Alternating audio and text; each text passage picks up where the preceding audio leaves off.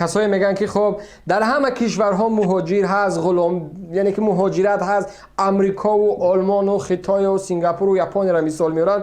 اما یک بار قیاس کردن که آیا یک امریکایی وقتی میبیاد در روسیه یا که یک خیتایی یا که یک ترکی در روسیه میبیاد آیا همین نظر داره مثل همین تاجیکی که پلیس به شتش میزنه، در زمین خواب میکنه، دستاش پوش میکنه، زنجیر میکنه، در یک ماشینی که 5 کس از 10 و 20 کس بار میکنه میبره، آیا دیگرها هم مثل همین ما هستن؟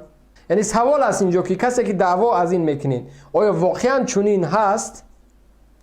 مهاجرت هست، من میدونم در کشورهای اروپایی بله 40 سال و 30 سال میشوه که از کشور ترکیه مهاجر دارن، خرید در همه کشورها، در فرانسه، در آلمان، در اسپانیا، در ایتالیا، در شویتسیا، در آستریا، در شویتساریا، در همه کشورها قریب است. اما به اندازه که امروز یک مهاجری تاجیک هست به اون اندازه اونها نبودن. ما شاهد هستیم، ما میبینیم که یک مهاجری که از دیگر جامعه بیا با کدام روحیه میبینه و چی کارها میکنه. اما مهاجری ما میره به خاطر دفاع یک هموطن در یک بازار، امروز طرف مقابل میگه ای مردم شما حق قیام کردن دفاع کردن از شهروند خودتون ندارین. زمانی که یک کودک در داخل تاجیکستان لطوکوب میشود مراجعت میکنه به وزارت، اداره، کمیته، ساختار، دستگاه پرزیدنت، خدمت دستگاه رئیس جمهور، کسی به داد اون نمیرسه، پس شما خواهش میکنم در اینجا گردی همایی نکنین، دعوا نکنین.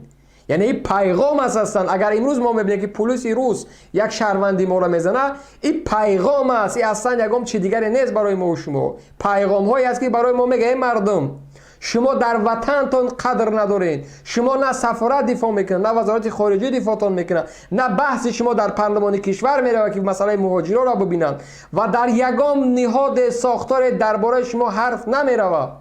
این پیغام هم میگه که شما این همی قدر دارید، این همی شما آبرو دارین. حالی هم ساعت نرسیده است که ما گروه دیگه بریم وطن، بریم مجبور بکنیم. اما چه معاون پروکرور که 29 سال داره با بهترین لند کروزر میگرده از کجا پیدا میکنه؟ نویره رئیس جمهور نمیدونم، دختری عمش، دختری عموش نمیدونم، پسری سروزیر، پسری رئیس یک بانکدار با قیمتترین ماشینی که ارزشش پایانترینش 100,000 میشه از کجا پیدا میکنه؟ معاش در تاجیکستان 1300 تا 2000 سومون، $100 از معاش در تاجیکستان. یک معاون پروکرور چند سال باید کار بکنه؟ 29 سال داره لند کروزر خاطر که 80,000 میشه قیمتش. از کجا پیدا کرد؟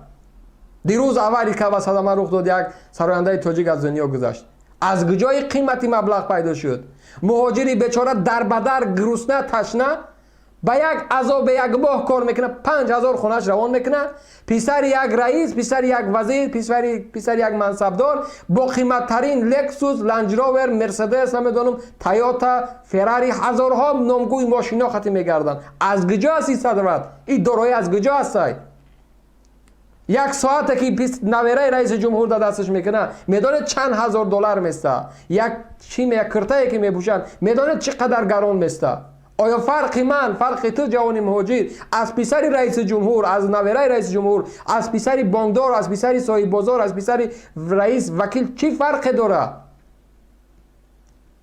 بچه 29 ساله معاون پروکرور نویای فردوسی حساب کن 18 سال مکتب، 5 سال دانشگاه خونده باشه، 23 سال، 7 سال از کجا او تونست که لند کروزر بگیره؟ از کجا تونست؟ قیمتش 80,000 فقط یک ماشین شای. سیرگشت که در دبی و در امریکا کرده است صورت‌هاش ببینید. از کجا از این در آمد؟ از حساب من و تو کسی که امروز مهاجر سنگ میزنی چه خدمت کردی، درخشیندی؟ آخه من سوخوزچی نیستم، من رئیس کدام باغ نیستم که من باید درخت بشنونم. یک مهاجر باید درخت بشنونه. درخت رحمانوف بشنونه که کی است؟ در سوخوز و سلخوز رئیس بود. این از بحث شما. هر کسی گپ میزنه آیا تو یک درخت شنوندی؟ آیا پسری وزیر، پسری پروکرور، پسری شهردار، پسری بانکدار درخت شنونده بود که بلند کروزر میگرده؟ از کجا پیدا کردی ارزشه؟ این قیمتی پلا از کجا پیدا کرد؟